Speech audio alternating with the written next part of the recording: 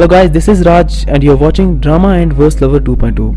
हमारी जो आज की कहानी जिसे मैं एक्सप्लेन करने जा रहा हूँ, इसका नाम है द फ्लेम्स डॉटर। वेल, ये कहानी एक लड़की की जिसका नाम होता है गिर, और जो फ्लेमिंग हिल सेक्ट के लीडर की बेटी होती है। वेल, ये इसके और इसकी प्यार की जर्नी की कहानी होती है।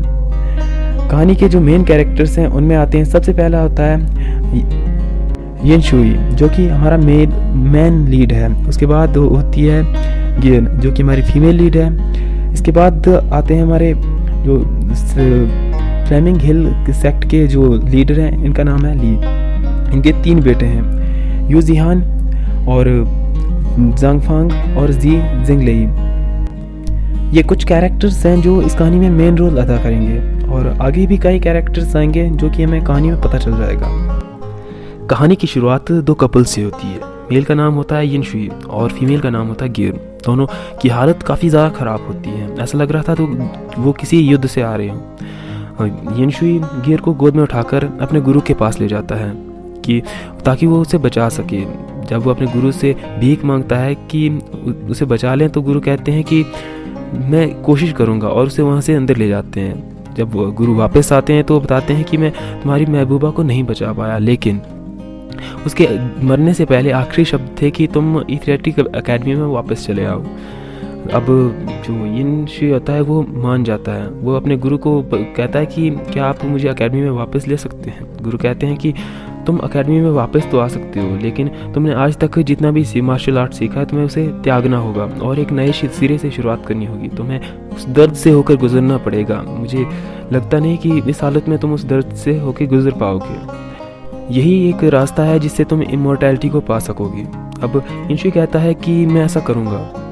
आई होप कि मैं उसे दोबारा इन फ्यूचर देख पाऊँगा। उसके गुरु बताते हैं कि अगर तुम इस तरह की भावनाएं रखोगे तो मुझे डर है कि इन फ्यूचर तुम स्वर्ग के प्रकोप को भोगोगे। अब यिन शुई कुछ नहीं कहता है, कि वो कहता है कि मैं करूँगा। अब हमें सीन दिखाया जाता है लुयोंग शहर का, जहाँ पर एक लड़की को दिखाया जाता है जो कि एक होटल में जाती है ताकि वहाँ जॉब पा सके। वहाँ पर और भी कई सारी लड़कियाँ आई हुई थी जो कि जॉब पाने के लिए आई थी, जिनकी हालत काफ़ी ख़राब थी। जब होटल की मालकिन इन सब का इंटरव्यू ले रही होती है तो सभी अपना अपना एक्सक्यूज़ देती हैं। कोई कहती है कि मेरी माँ मर गई है, कोई कहता है बाप मर गया, कोई कहता है मैं बहुत बीमार हूँ, और कोई गरीब परिवार से। जब उस लड़की की बारी आती है जिसका नाम होता है रुगे, उससे पूछा जाता है कि तुम यहाँ पर क्यों आई हो। मुझे ऐसा लग रहा है जैसे तुम किसी गलत जगह पर आई हो, तुम गरीब तो लगती नहीं। अब रुगे कहती है कि मैं यहाँ पे सीखने के लिए आई हूँ। मैं जानना चाहती हूँ कि कस्टमर्स को किस तरह से अट्रैक्ट किया जाता है, वो कौन सी चीज़ें ज़्यादा पसंद करते हैं। अब रुगे का एटीट्यूड देखकर जो होटल की मालकिन होती है, जिसका नाम होता है मैडम हुआ, वो उससे पूछती है कि तुम में ऐसा क्या है जो मुझे कन्विंस कर सके कि भाई मैं तुम्हें अपने होटल में जॉब दे दूं। अब रुगे कहती है, अपना टैलेंट दिखाती है। वो अपनी अक्लमंदी से हर एक इंग्रेडिएंट को स्मेल करके बता देती है कि वो क्या चीज़ है और उसे किस टाइम पर निकाला गया होगा, जिससे होटल की मालकिन काफ़ी ज़्यादा इम्प्रेस हो जाती है। वो अपनी सेविका, जिसका नाम होता है बियर, से रुगे को फंग की असिस्टेंट बनाने के लिए कहते हैं। अब इसके बावजूद वो रुगे का नाम बदल देती है और उसे एक नया नाम देती है, जिसका नाम जो होता है गिर। होटल की मालकिन फांग से काफ़ी परेशान थी, क्योंकि उसके साथ कोई भी मेड टिक नहीं पाती थी। इसलिए वो इस बार जो गिर है उसे उसका असिस्टेंट बनाने के बारे में सोच रही थी। उस होटल में 2 मेन जो लेडीज़ थी, एक का नाम था फांग और एक का नाम था फांग शुई। दोनों एक दूसरे को कड़ी टक्कर देती थी, इसीलिए उनकी एक दूसरे के साथ बनती भी नहीं थी। गिर के रिक्वेस्ट करने पर जो होटल की मालकिन होती है मैडम हुआ, एक और लड़की को रख लेती है, जिसका नाम होता है शांजियर को फांगशी की असिस्टेंट बनाने के लिए कहा गया था। लेकिन जब दोनों को उनके रूम के बाहर लाया जाता है तो जो फांगशी होती है वो गिर को अपनी असिस्टेंट चुनने के लिए कहती है, जिस पर जो बियर है वो कहती है कि लेकिन मैडम हुआ ने तो गिर को फांग के असिस्टेंट बनाने के लिए कहा है। अब फांगशी एक्सक्यूज़ देते हुए कहती है कि इसके चेहरे पर आंसू और बैड लक है, मुझे ये असिस्टेंट नहीं चाहिए, मुझे गिर ही चाहिए। अब फांग भी बाहर आ जाती है। वो कहती है कि ये सिर्फ एक असिस्टेंट है। ठीक है, मैं शांगिर को अपने असिस्टेंट बनाने के लिए तैयार हूँ, तुम गियर को अपने साथ ले जा सकती हो। फांगशी गियर को अपने रूम में ले जाती है। रूम में ले जाने के बाद वो उससे कारण पूछती है कि तुम जैसी लड़की इस घटिया जगह पर क्या कर रही है। अब गियर कहती है मैं यहाँ पे पैसे कमाने के लिए आई हूँ। पर फांगशी कहती है कि ऐसी बात है तो तुमने खुद को बेचकर जो पैसे कमाए वो अपनी दोस्त को क्यों दे दिए। खैर, यहाँ आने का हर किसी का अपना एक रीज़न होता है, मेरा भी अपना पर्सनल रीज़न था। अगर तुम नहीं बताना चाहती तो मत बताओ, लेकिन तुम्हें मेरी मदद करनी होगी ताकि फ्लावर चार्ट कंपटीशन में मैं टॉप का रैंक हासिल कर रहा हूँ। फिर कहती है फ्लावर चार्ट मतलब वो वही जो होटल के बाहर लगा है। फांगशी कहती है हाँ, तुम्हें मेरे लिए कस्टमर्स को अट्रैक्ट करना होगा। अब वो उसे बताती है कि तुम्हें मेरे लिए दावूशिया को अट्रैक्ट करना होगा ताकि वो मुझे चूज़ करें। ये कहती है कि ठीक है, मैं ऐसा ही करूँगी। अब वो वहाँ से बाहर चली जाती है और एक कबूतर के थ्रू मैसेज भेजती है। ये मैसेज जाता है यंग प्रिंस जिंगयुआन के पास। मैसेज पाने के बाद जिंगयुआन दावूशिया का जो पूरा का पूरा बायोडाटा निकाल के उसे दे देते हैं। गियर को पता चलता है कि वो एक योद्धा हैं जो नंबर 1 एकेडमी से बिलोंग करते हैं। एकेडमी का नाम था स्वॉर्डलेस एकेडमी, लेकिन वो औरतों में काफ़ी ज़्यादा इंटरेस्टेड है, इसीलिए अब वो उन्हें ढूंढने लगते हैं। गियर से वो उसका पता पूछते हैं, लेकिन गियर बताती नहीं और वहाँ से चली जाती है। जाते टाइम वो एक बड़ी प्यारी म्यूज़िक की धुन सुनती है जो एक कमरे से आ रही थी। उसे सुनकर वो अट्रैक्ट हो जाती है और उस कमरे के बाहर जाके थोड़ी देर सुनती है और फिर वहाँ से वापस चली जाती है। वहाँ यंग प्रिंस के सैनिक भी पता लगाते हैं कि दावूशिया इस समय लुयांग शहर की ओर जा रहा है। अब यंग प्रिंस डिसाइड करते हैं कि वो भी लुयांग शहर में जाएंगे, लेकिन उनके बॉडीगार्ड वांग गोंग जो है उन्हें बताते हैं कि वो काफ़ी खतरनाक जगह है, अगर हम वहाँ पर जाएंगे तो आप खतरे में पड़ सकते हैं, मुझे पहले जाने दीजिए। लेकिन यंग प्रिंस कहते हैं कि एक अपॉर्चुनिटी है हमारे दावूशिया और हमारी यंगर सिस्टर के साथ मिलने की, तो मैं इसे मिस नहीं कर सकता, और वो भी वहाँ के लिए निकल जाते हैं। जब गियर वापस फांगशी के रूम की ओर जा रही होती है तो रास्ते में वो सुनती है कि जो यू क्विन है वो भी इसी होटल में रुके हैं, जो कि काफ़ी बड़े संगीतज्ञ हैं। ये वही थे जिनकी धुन को सुनकर गियर काफ़ी अट्रैक्ट हुई थी और उनके रूम के बाहर जाके कुछ देर के लिए सुनने के लिए गई थी।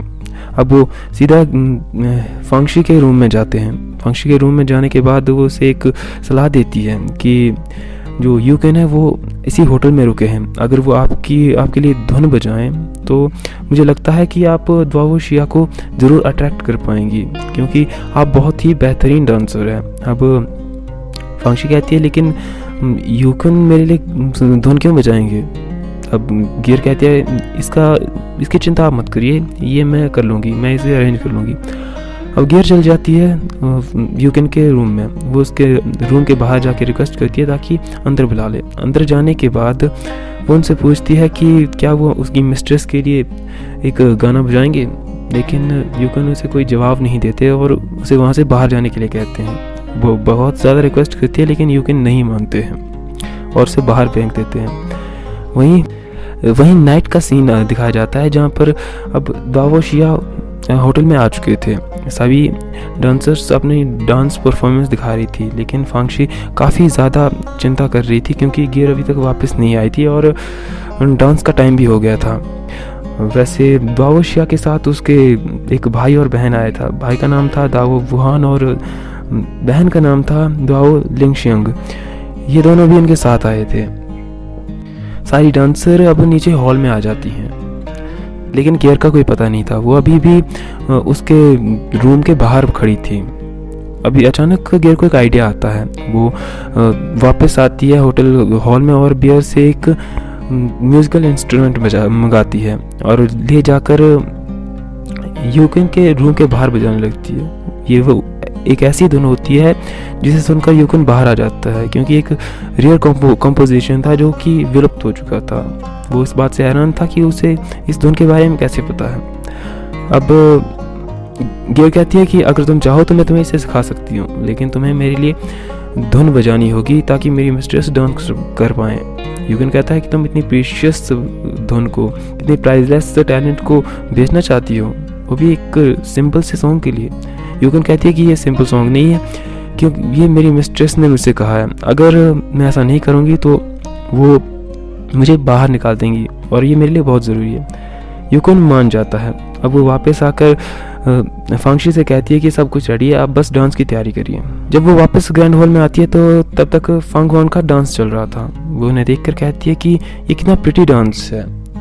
ये सुनकर फांगशी काफ़ी जेलस फील करती है, इसलिए वो एक मूव करती है, एक कंचा उसके डांस के बीच में फेंक देती है, जिस पे पैर रखते ही वो गिर जाती है। लेकिन गिरते गिरते उसे वुशिया पकड़ लेते हैं।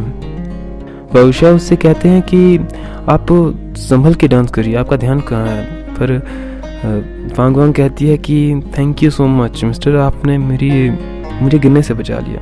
इस पर वुशिया की बहन जो द्वा लिंगशियांग चिढ़ जाती है। वो कहती है कि ये केयरलेसनेस है, इसीलिए इसकी तारीफ नहीं बल्कि इसे सबक देना चाहिए। इस पर फांग वांग भी भड़क जाती है। वो कहती है कि हम दोनों इस होटल में लड़कियां हैं, क्या फ़र्क पड़ता है कि एक डांस कर रही है और एक नीचे बैठी है। अब उसकी इस बात पर जो लिंगशियांग है वो भड़क जाती है कि तुम्हारी हिम्मत कैसे है मुझे खुद के साथ कंपेयर करने की। और उन दोनों में अब बहस होने वाली थी कि इतने में शुआन हुआंग वहाँ पे आ जाते हैं। उन्हें देखकर वुशिया के छोटे भाई उन्हें पहचान जाते हैं। वो कहते हैं कि ये शुआन हुआंग हैं जो कि प्रिंस के लिए काम करते हैं, और ऊपर देखने पर उन्हें प्रिंस दिखाई देते हैं। प्रिंस को देखते ही वुशिया उन्हें सैल्यूट करते हैं, लेकिन वो इस बात को भूल चुके थे कि जो प्रिंस है वो सुन और बोल नहीं सकते, इसलिए वो अपनी गलती को सुधारते हैं और उनकी ओर फेस करके बात करते हैं। वो अपनी गलती मानते हैं और अपनी बहन की जो नादानी है उसके लिए माफ़ी मांगते हैं। प्रिंस भी मान जाते हैं और जो कार्यक्रम है उसको कंटिन्यू रखने की बात करते हैं। इतने वहाँ पर यूकन भी आ जाता है, लेकिन माहौल को देखकर वो वहाँ से वापस चला जाता है। खैर, अब डांस में बेइज्जती होने के बाद फांग वांग कहती है कि अब मैं अपनी चाबुक को चलाने की कला दिखाऊंगी। आपने योद्धाओं की कला तो देखी होगी, लेकिन आज एक डांसर की कला भी देखेंगे। वो अपनी दासी शियार के सर पर सेब रखकर अब चाबुक कला दिखाने वाली थी, लेकिन जो द्वा वुहान है वो कहते हैं कि तुम अपनी प्रैक्टिस एक जिंदा इंसान पर कर रही हो, ये गलत है। फांग वांग कहती है कि ये मेरी सर्वेंट है, मैं इसके साथ जो कुछ चाहे वो कर सकती हूँ, लेकिन द्वा वुशिया को ये बात सही नहीं लगती है। वो कहती है अगर ये तुम्हारी सर्वेंट है तो मैं इसे खरीद दूंगा। ये बात सुनते ही मैडम वह कहती है कि बहुत अच्छी बात है, इन फ्यूचर मैं आशा करती हूँ कि आप एक अच्छे पति पत्नी बनेंगे।